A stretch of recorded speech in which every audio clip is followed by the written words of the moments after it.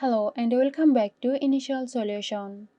In today's tutorial, I will show you how to earn gems in Duolingo. So let's have a look now.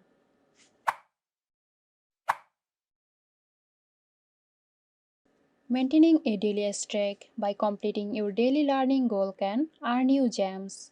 The longer you streak, the more gems you can earn. Completing a skills.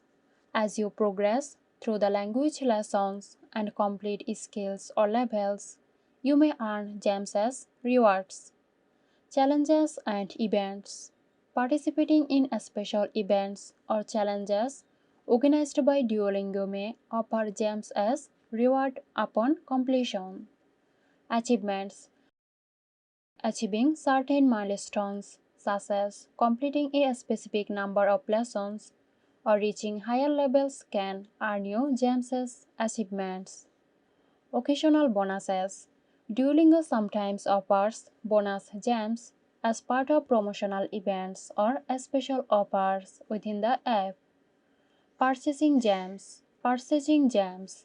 If you wish to acquire gems quickly or if you need more to unlock a specific feature, you have the option to purchase gems using real money within the app.